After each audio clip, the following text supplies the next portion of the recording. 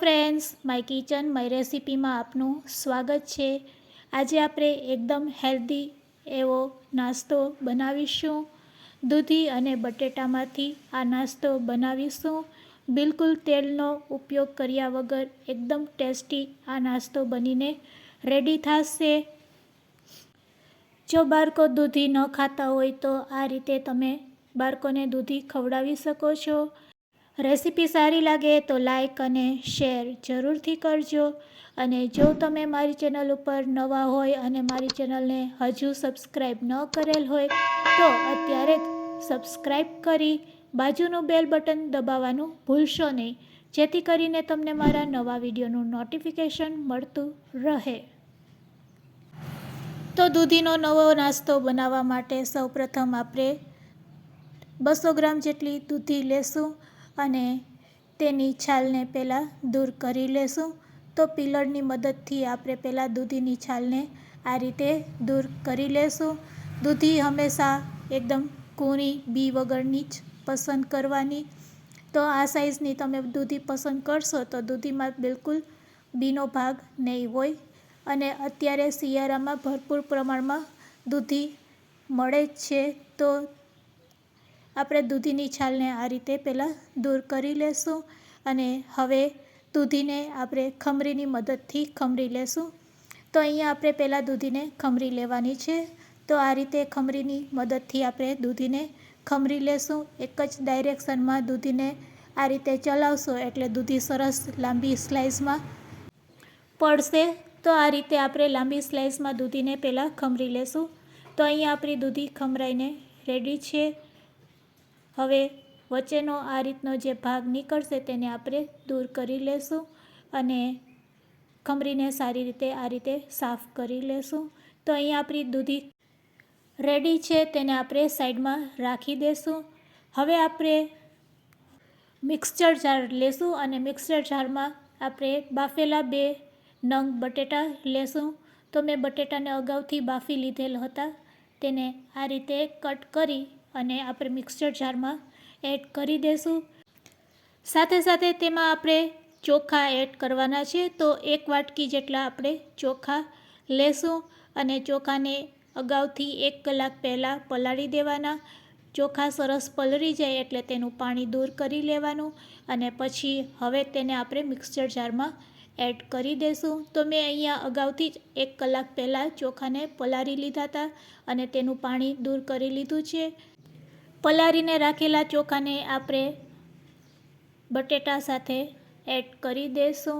તો અહીંયા મારું મિક્સર જાર છે એ નાનું પડતું હતું, તો મેં મિક્સર જારને ચેન્જ કરી લીધું છે। જ્યારે ગ્રાઇન્ડ કરીએ ત્યારે બિલકુલ પ્રોબ્લેમ ના આવે તેના માટે મેં મિક્સર જાર ચેન્જ કરી લીધું છે। પલાળેલા ચોખા એડ કર્યા પછી અહીંયા આપણે આદુના ટુકડા એડ કરીશું।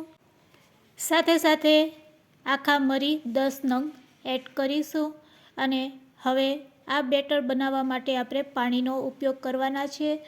તેના માટે આપણે પહેલાં દૂધીમાં રહેલા પાણીને આ રીતે હાથેથી દબાવીને લઈ લેશું અને જેટલું પણ પાણી નીકળે તેટલું પાણી દૂધીમાંથી કાઢી લેશું। દૂધીને દબાવીને જેટલું પણ પાણી નીકળે તેને આપણે મિક્સર જારમાં એડ કરી દઈશું। તો હવે આપણે આ પાણીને મિક્સર જારમાં એડ કરી દઈશું। આ પાણી ખૂબ જ હેલ્ધી હોય છે। સાથે સાથે હવે આપણે અડધા ગ્લાસ જેટલું પાણી એડ કરીશું અને પછી જારને ઢાંકીને તેને ગ્રાઇન્ડ કરી લેશું। અહીંયા ગ્રાઇન્ડ કરતી વખતે તમારે પાણીની જરૂર પડે તો એડ કરતું જવાનું। ટોટલ 1 ગ્લાસ જેટલું પાણી એડ કર્યા પછી હવે આપણું બેટર રેડી છે। તેની થિકનેસ પણ તમે જોઈ શકો છો। રેડી કરેલા આ બેટરને હવે આપણે મોટા બાઉલમાં લઈ લેશું અને હવે તેમાં આપણે તડકો લગાડીશું। તેના માટે આપણે ગેસની ફ્લેમ ચાલુ કરીશું અને તડકા પેનમાં થોડુંક તેલ લેશું। સાથે સાથે તેમાં તેલ ગરમ થાય એટલે મરચાં, હિંગ, રાઈ અને જીરું એડ કરી દેશું અને કકડી જાય એટલે ગેસની ફ્લેમ બંધ કરી દેશું। તો રાઈ જીરું એડ કર્યા પછી તેમાં આપણે લીમડાના પાન પણ એડ કરીશું અને આ રીતે ચમચીથી હલાવી ગેસની ફ્લેમ બંધ કરી દેશું. તો અહીંયા આપણો તડકો રેડી છે. તેને આપણે રેડી કરેલા બેટરમાં એડ કરી દઈશું. રેડી કરેલા બેટરમાં આ રીતે તડકો એડ કર્યા પછી તેને આ રીતે મિક્સ કરી લેશું. ચમચીથી એકવાર હલાવ્યા પછી રેડી કરેલા આ બેટરમાં હવે આપણે છીણેલ દૂધી એડ કરશું. આ રીતે રેડી કરેલો નાસ્તો ખાવામાં ખૂબ જ ટેસ્ટી લાગે છે. હવે આપણે તેમાં આ રીતે દૂધી એડ કરશું. દૂધીને આ રીતે હાથેથી છૂટી કરીને જ બેટરમાં એડ કરવાની અને બેટરમાં એડ કર્યા પછી તેને આપણે ફરીથી ચમચીની મદદથી એકવાર હલાવી લેશું. જો આ રીતે નાસ્તો તમે બનાવશો તો તમારા બાળકોને પણ ખૂબ જ ભાવશે. તેને ખ્યાલ પણ નહીં આવશે કે આ દૂધીમાંથી નાસ્તો બનાવેલો છે. જે બાળકો દૂધી નહીં ખાતા હશે તેને પણ તમે આ રીતે ખવડાવી શકો છો. દૂધી એડ કર્યા પછી હવે તેમાં આપણે સ્વાદ અનુસાર મીઠું એડ કરશું. મીઠું એડ કર્યા પછી તેમાં 2 ચમચી જેટલા આપણે તલ એડ કરશું. સફેદ તલ 2 ચમચી, સાથે સાથે 1 નાની વાટકી જેટલું આપણે દહીં લેશું. તો અહીંયા આપણે ફ્રેશ દહીં લેશું. દહીં એડ કર્યા પછી હવે તેમાં આપણે કોથમીર એડ કરશું. તો 1 નાની વાટકી જેટલી આપણે કોથમીર એડ કરશું. હવે બધા ઇન્ગ્રીડિયન્ટ્સ એડ કર્યા પછી ફરીથી ચમચીથી મિક્સ કરી લેશું. તો અહીંયા આપણું બેટર હજુ બનીને રેડી નથી. હવે તેમાં આપણે બેકિંગ સોડા અને બેકિંગ પાવડર એડ કરીશું. તમે બેકિંગ પાવડર કે બેકિંગ સોડા ન નાખવી હોય તો અડધી ચમચી ઈનો પણ એડ કરી શકો છો. હું અત્યારે બેકિંગ પાવડર અને બેકિંગ સોડા અડધી ચમચી એડ કરું છું અને મિશ્રણને આ રીતે મિક્સ કરી લેશું. તો અહીંયા સરસ આપણું બેટર બનીને રેડી છે. હવે આ બેટરને આપણે તવા ઉપર જ્યારે પાથરીએ ત્યારે એક વસ્તુનું ખાસ ધ્યાન રાખવાનું. અહીંયા આપણું બેટર તો બનીને રેડી છે, પણ જ્યારે તમે આ બેટરને ચમચામાં લો અને તવામાં ઉપર સ્પ્રેડ કરવાનું કરો ત્યારે પહેલાં ચમચાને આ રીતે ભરી અને સાઈડમાં જેટલી પણ દૂધીનો ભાગ ચોટેલો હોય તેને આ રીતે ચમચીથી ઉપર લઈ લેવાનું અને પછી તેને તવા ઉપર સ્પ્રેડ કરવાનું. તો એ વાતનું ખાસ ધ્યાન રાખવાનું.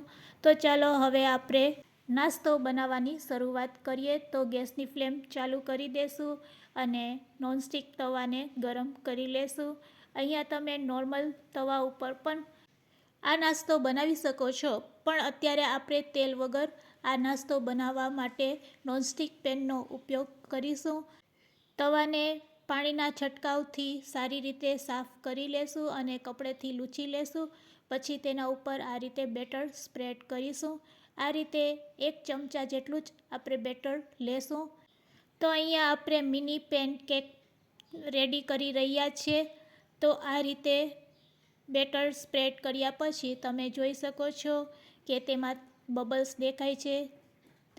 આ બબલ્સથી આપણો નાસ્તો એકદમ ઉપરથી ક્રિસ્પી અને અંદરથી એકદમ સોફ્ટ એવો નાસ્તો બનીને રેડી થશે. 1 મિનિટ પછી તમે જોઈ શકો છો આ રીતે સેજ બ્રાઉન કલર લાગે એટલે આપણે તેને પલટાવી લેશું. પલટાવતી વખતે આપણે બીજા તવેથાનો પણ ઉપયોગ કરશું જરૂર લાગે તો. આ રીતે પલટાવ્યા પછી આપણે, જો તમારે સેજ તેલ એડ કરવું હોય તો આ રીતે ઉપરથી સ્પ્રેડ કરી શકો છો અને બંને બાજુ તેને સારી રીતે પકાવી લેશું.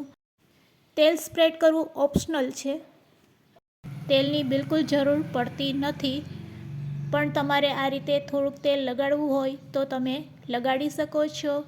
તો બંને બાજુ સરસ પેનકેક પાકી ગઈ છે. હવે તેને આપણે ફરીથી એકવાર પલટાવીને બંને સાઈડ સારી રીતે પાકી જાય એટલે તેને પ્લેટમાં લઈ લેશું. તો અહીંયા આપણી પેનકેક છે એ સરસ પાકી ગઈ છે. આ રીતે આપણે રેડી કરેલા બેટરમાંથી બધી પેનકેક બનાવીને રેડી કરી લેશું.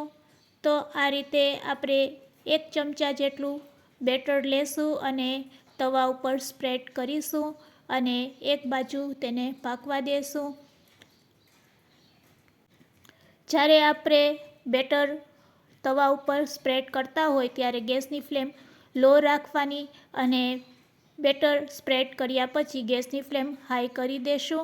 અને 1 મિનિટ પછી તમે જોઈ શકો છો કે બેટર છે એ સહેલાઈથી આ રીતે તવા ઉપરથી છૂટું પડવા લાગે છે. એટલે તેને આપણે પલટાવી લેશું અને બીજી બાજુ પણ તેને આ રીતે પકાવી લેશું. બંને બાજુ સારી રીતે ચડી જાય એટલે તેને પ્લેટમાં લઈ લેશું. તો આ રીતે બીજી પેનકેક પણ આપણી બનીને રેડી છે. તેને પણ પ્લેટમાં લઈ લેશું. તો રેડી છે ગરમા ગરમ પેનકેક સર્વ કરવા માટે. આ પેનકેકને તમે ટમેટો કેચઅપ તેમજ દહીં સાથે તેમજ લસણવાળી ચટણી સાથે સર્વ કરી શકો છો. ખાવામાં ખૂબ જ હેલ્ધી અને બાળકો પણ હોશે હોશે ખાઈ શકે તેવી યુનિક સ્ટાઇલમાં આજે આપણે પેનકેક રેડી કરેલ છે. તમે તેને દૂધીના પરોઠા પણ કહી શકો છો. તો આજની આ રેસીપી તમને કેવી લાગી તે મને કમેન્ટ્સમાં જરૂરથી કહેજો. અને રેસીપી સારી લાગી હોય તો શેર કરવાનું ભૂલશો નહીં. Thanks for watching.